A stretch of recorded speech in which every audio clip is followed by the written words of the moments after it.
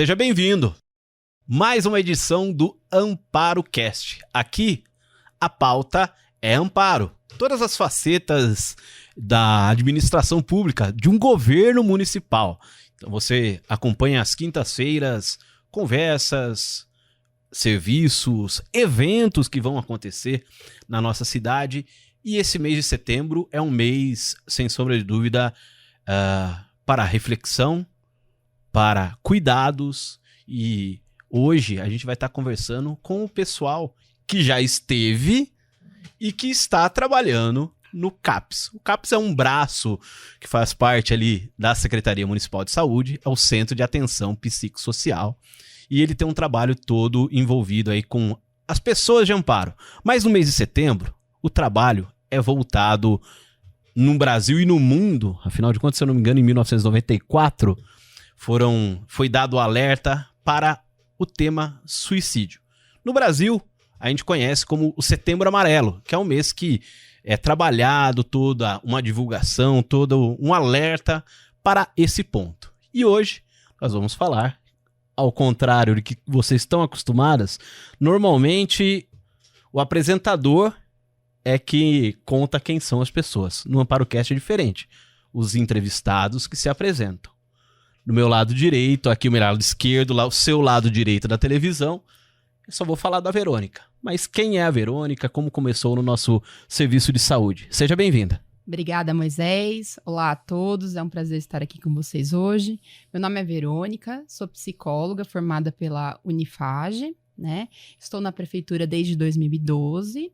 A maior parte do período eu trabalhei e trabalho no CAPS, mas já estive em outros pontos da rede, né? Como ambulatório de saúde mental, CTA, Núcleo Catavento, né? Então, eu tive vários pontos da rede.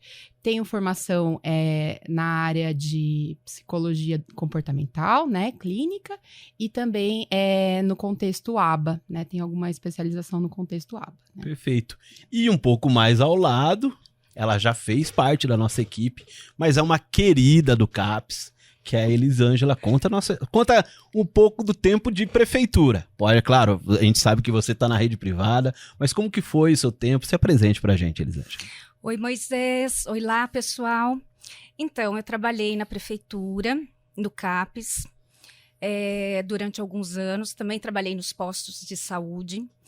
E eu queria deixar aqui, né, um agradecimento por esse convite, que eu me senti muito honrada de ser lembrada, apesar de fazer um tempo que eu saí. Então, eu senti muito feliz com esse convite.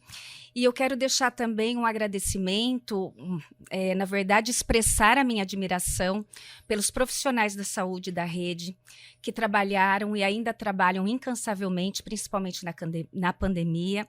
Então, eu deixo aqui registrada a minha admiração, meu carinho por todos. E eu sou Elisângela Siqueira, trabalhei aqui.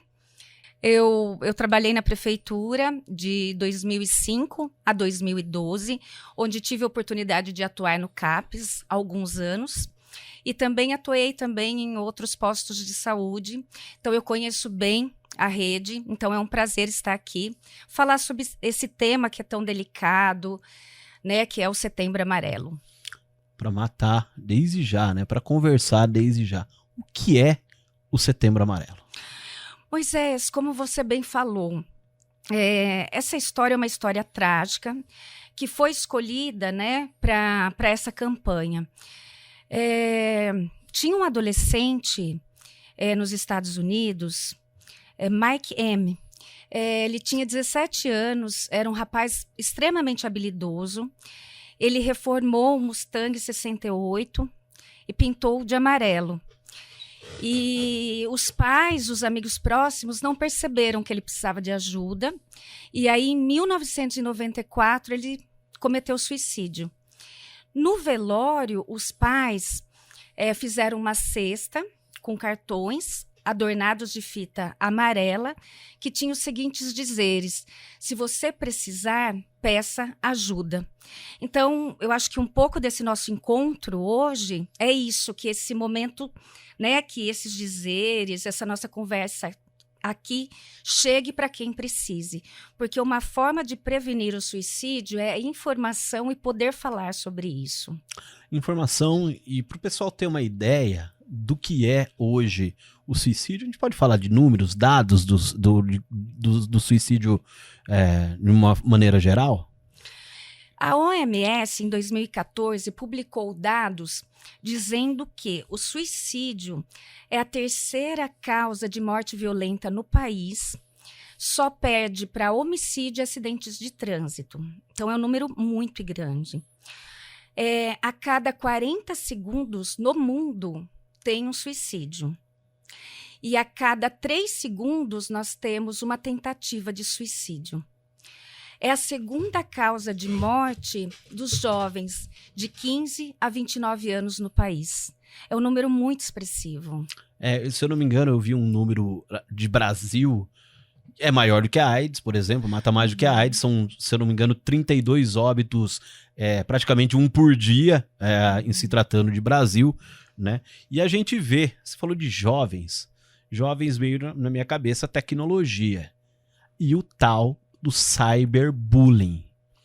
Falar dessa importância desse tempo, né? Onde as pessoas são atacadas por meio digitais e acabam sofrendo ainda mais na forma silenciosa, né? Uma coisa é, de repente, você ser zoado pelos seus amigos, um grupo de amigos, de repente até uma pessoa viu, meu irmão, você tá passando no limite. Outra coisa é o cyberbullying, né? A gente viu tanto papo aí de haters, né? As pessoas que têm prazer de falar mal de alguém. Então, o que a gente pode falar sobre isso? O cyberbullying, né, é o bullying realizado pela tecnologia.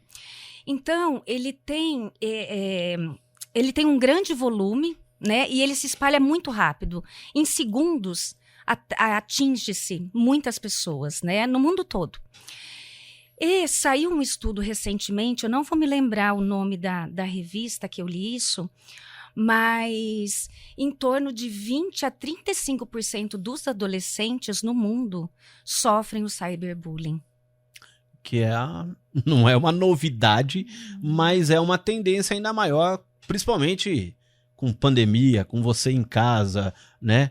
Infelizmente, o baixo nível chega até a sua porta, ou melhor, até o seu smartphone, não é? Exatamente. E eu fico pensando, né? Nós temos as redes sociais no Brasil faz 24 anos. Sim. Começou com o ICQ. A gente não pode falar muito disso, senão a gente vai falar a nossa idade aqui.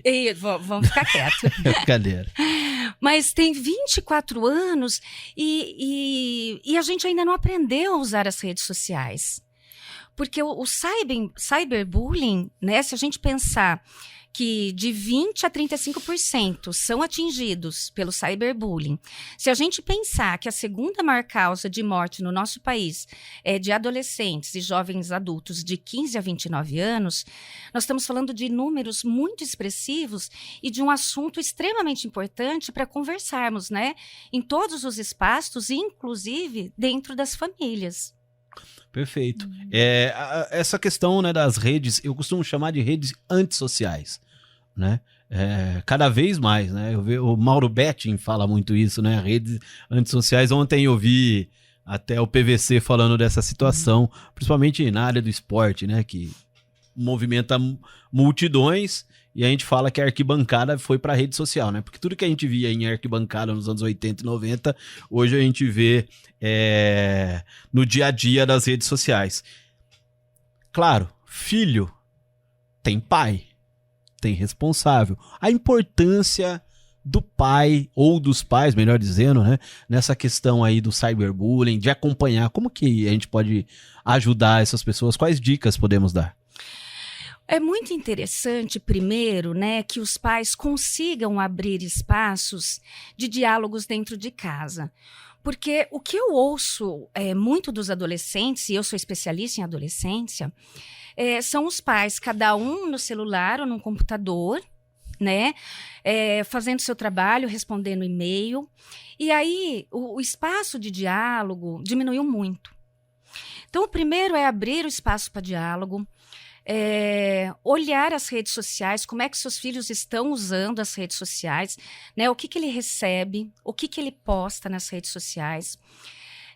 Se o seu filho está sofrendo ataques nas redes sociais, é importante que se tome as providências cabíveis, desde processo, fazer um BO, e procurar ajuda especializada, né, para esse adolescente que sofre o cyberbullying. E se o seu filho estiver na outra ponta, né, fazendo os ataques, também precisa de ajuda, né? Então, orientar como usar as redes sociais e perguntar por quê, né, a necessidade de espalhar o ódio. Porque a forma que nós nos comportamos nas redes sociais também é a forma que a gente se comporta no mundo, né? Então, tem algo de muito errado se eu preciso semear o ódio. Eu falo que redes sociais só escancararam a verdadeira face do homem, né? É verdade. Do que as pessoas são. Mas a gente também encontra muita pessoa bacana, muita gente boa na internet. Sim. Então, isso é muito legal de ver, esse movimento, né, que une os grupos. Enquanto tem outras pessoas que funcionam mais na pulsão na pulsão de morte, que separa, que segrega, que espalha o ódio. Perfeito. E essa mensagem que você deixa, você pode deixar aí para o pessoal que de repente pensa em suicídio, como que é? Você pode falar para eles? Moisés, a gente não pode, né, ser cínico de falar assim, ai, a vida é tão linda, a vida é fácil. Não, a vida não é fácil. A vida, ela é muito complexa, né? Só que a gente consegue fazer outros caminhos, né? Nós conseguimos, por exemplo, nos fortalecer para atravessar momentos difíceis. Nós podemos estar perto de pessoas, né, que somam, que nos ajudam para poder atravessar esses momentos, fases difíceis na nossa vida. Então, a gente pode se fortalecer. E eu te garanto que não exista uma pessoa no mundo que não tenha pensado em suicídio pelo menos uma vez na vida. Então, é um pensamento que, quando as coisas estão muito difíceis, às vezes a gente pode achar que seja a única saída. Então, é importante deixar claro que não é. Né? Não é a única saída. Existem muitas outras saídas, como procurar o apoio em pessoas que você confie, como familiares, amigos, procurar ajudas especializadas, procurar a rede de assistência, né, de saúde. Então, tem muita coisa que pode ser feita sem precisar chegar a esse ato de tirar a própria vida. Porque quem pensa em suicídio, ela não pensa na morte como um fim. Ela pensa numa forma de acabar com aquela dor, acabar com aquele problema. Então, buscar ajuda é muito importante. Perfeito. E agora um pouco com a Verônica, né? Sim. Acompanhamos a aula da Elisângela, Verônica. Hoje, como que é a realidade? Na verdade, como a pessoa pode buscar o serviço do CAPS aqui na Prefeitura de Amparo? Certo. Especificamente sobre o CAPS, ele é um serviço de maior complexidade, né? Certo. A gente trabalha, sim, também com prevenção, né? A gente tenta fazer uma rede de saúde mental em todos os níveis, né? Então, atenção básica, né? Que seriam os postinhos de saúde e tudo mais, que fazem também, podem estar fazendo esse trabalho de prevenção, né? E o CAPS fica com a parte mais especializada, né? Então, geralmente, quando chega a pessoa no CAPS, ela chega por alguma via, né? Ela pode chegar pela demanda espontânea, né? A gente atende porta aberta, demanda espontânea, mas como aqui no nosso município a cobertura, né, a abrangência da saúde em si, né? Ela é muito grande, né? Temos postinhos de saúde em todos os bairros, é mais usual a pessoa passar primeiro pelo postinho de saúde, né? Aí lá o profissional faz o que a gente chama de acolhimento. O acolhimento, ele é muito importante, porque é o primeiro passo da pessoa dentro da saúde, né?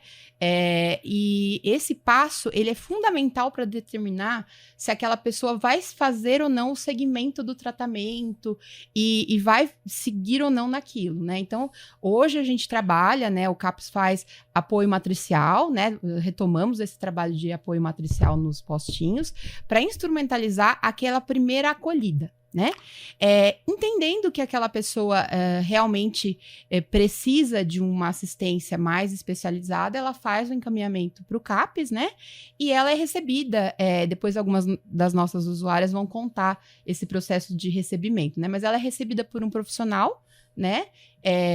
Da equipe técnica, e é feita uma avaliação de risco, no caso, quando a questão tem a ver com suicídio em si, né? Então, se a pessoa vem para mim de uma enfermeira ou de alguém que avaliou que ali tem um risco de suicídio, a gente faz a avaliação de risco, que é o que a gente chama. O que a gente vê nessa avaliação de risco? Essa avaliação de risco, a gente vai entender o sujeito como um todo, né? Perfeito. Então, não é porque ele está na saúde que ele é só da saúde, né?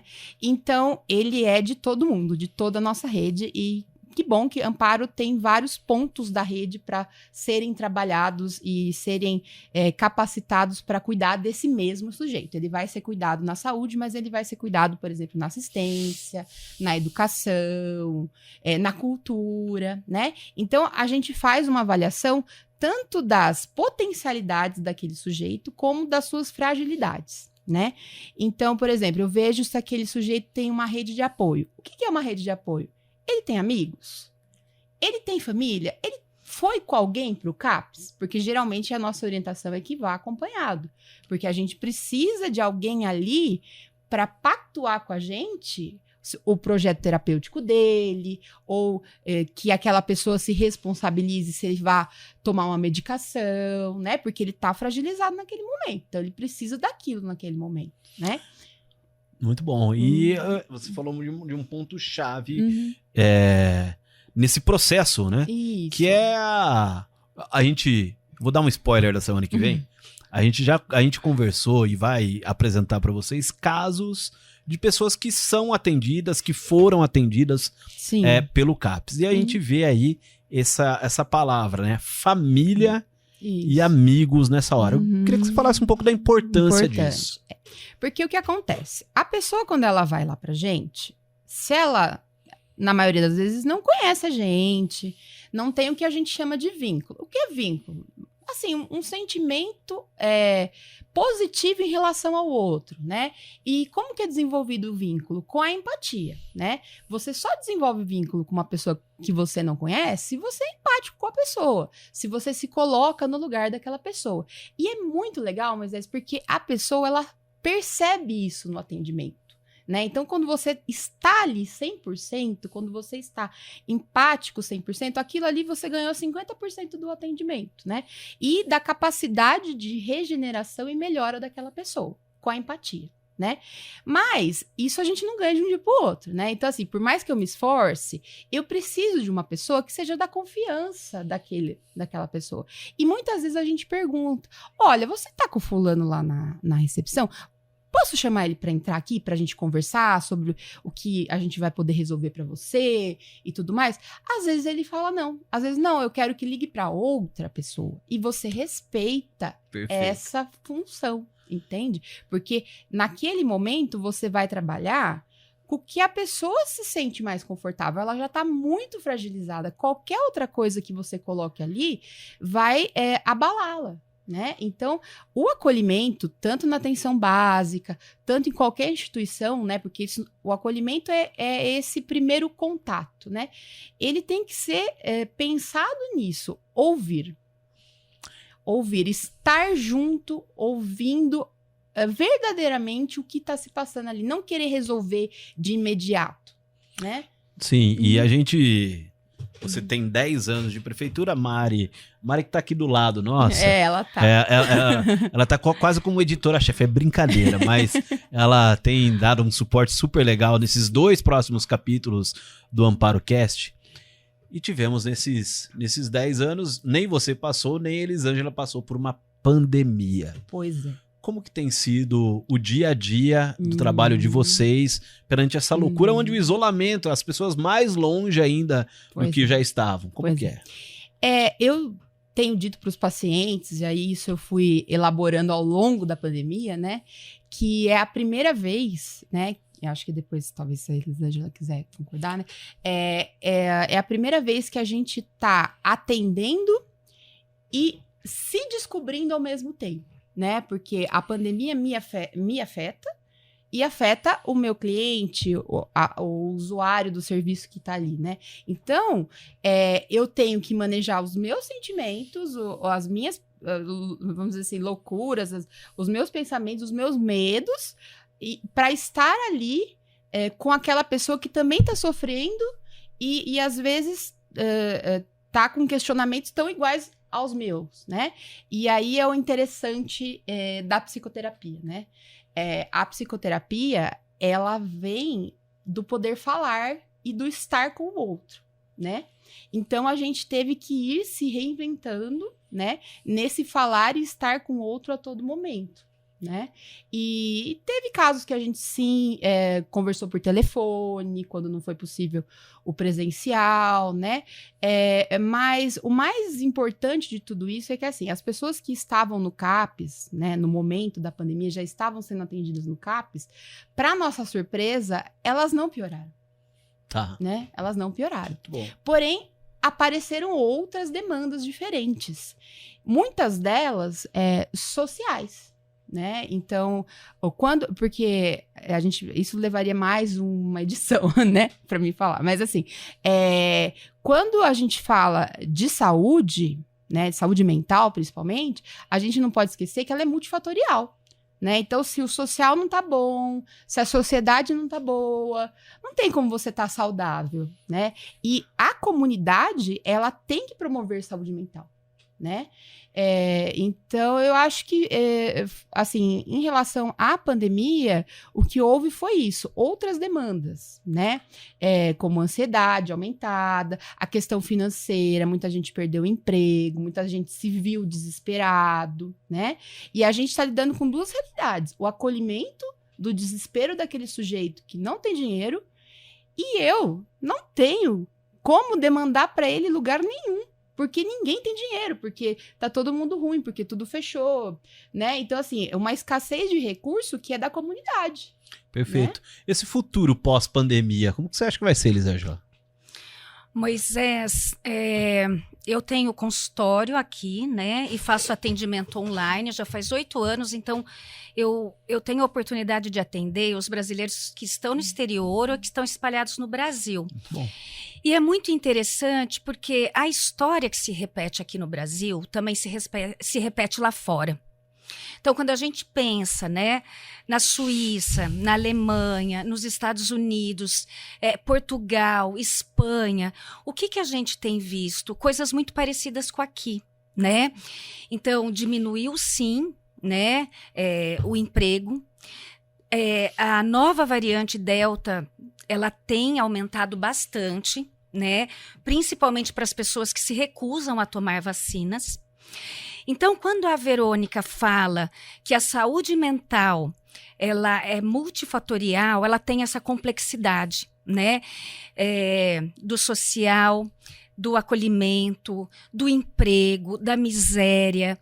Então, se a gente pensar qual o futuro que vai ser depois, pós-pandemia, a gente precisa pensar nesses pontos. Como é que a gente faz para melhorar, né? Como é que a gente pode ajudar quem precisa de nós? Como eu posso ajudar? Perfeito. Como a pessoa acessa o serviço de saúde aqui na cidade de Amparo, Verônica? Você diz o serviço de saúde mental? Mental, perfeito. A princípio, a gente sempre orienta os postinhos fazerem os encaminhamentos, né? Por quê? Porque o postinho, ele tem um suporte de saúde mental, né? Então, ele é amparado para fazer essa primeira avaliação, né? Uhum. Porque tem algumas ações de saúde mental que a gente desenvolve na própria atenção básica, né? Que não precisam necessariamente vir para uma atenção especializada. Então, a princípio, todo o encaminhamento, ele vem da unidade de saúde da família. tá?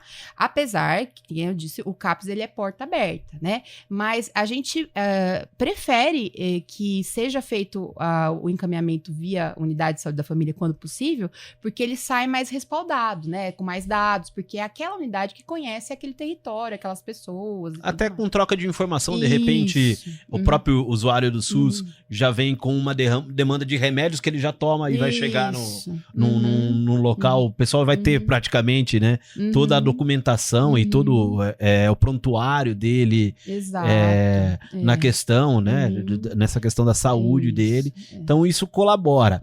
Hoje o CAPS ele tem o prédio em qual local? Hoje a gente está localizado na rua Jundiaí, 295, né? Lembrando que a gente é o CAPS 2, né? Sim. Que atende os transtornos mentais, aí depois vocês cortam. Mentais, o CAPS 2 atende os transtornos severos, né? Transtornos mentais graves e severos.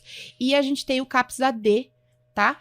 Que é específico para a questão dos adictos, né, dos usuários de álcool e drogas, que ele tá num outro lugar que agora eu não lembro. Não, mas o CAPS AD, aliás, eu não tenho o endereço de cabeça aqui, mas em se tratando de cidades até ou ali 70 mil habitantes, eu acho que Amparo, se não é a única, é uma das poucas do Brasil que tem a questão do CAPS AD, que também é um fator, né? O cara que tá afundado nas bebidas e na droga também pode ter um potencial aí. É alta prevalência. Alta prevalência de, a gente chama de TS, né? Mas é de tentativa de suicídio, ou de IS, que é ideação suicida, né? É comorbidade para álcool e droga. Isso. E até para fechar o nosso papo aqui, já agradecendo desde já vocês, a gente falou, né? Aí o pessoal fala muito de prevenção, mas não é a palavra que se encaixa. Eu acho que conscientização cabe muito mais quando a gente fala de suicídio, não? Sim, Porque, na verdade, a prevenção, ela é a conscientização, né? Porque se você não entende daquele fenômeno, seja ele qual for, você não sabe como lidar, né? E na questão do suicídio tem muitos estigmas, né? Então, às vezes, a pessoa tá mal, mas não quer falar, né? E então a gente tem mesmo esse projeto de fazer a conscientização, né? De cada vez mais abrir para o público em geral temas como este, né? E oportunidades como esta que a gente está tendo aqui de falar sobre. Gostou do papo, Elisângela? Eu gostei muito, é um assunto muito difícil, mas eu acho que foi tratado aqui com muito respeito, com delicadeza. Eu agradeço de novo o convite, agradeço vocês, e eu espero, né, que realmente esse vídeo chegue para quem precise. Perfeito. E a gente vai encerrar essa edição, mas já aguarde, quinta-feira que vem, nós temos a sequência desse mês, que é o Setembro Amarelo, que fala sobre o suicídio. Semana que vem você vai acompanhar depoimentos, pessoas que tiveram aí o trabalho da Secretaria da Saúde através do CAPS, tiveram aí todo um cuidado, venceram, estão aqui com a gente e contando um pouco do que foi essa experiência.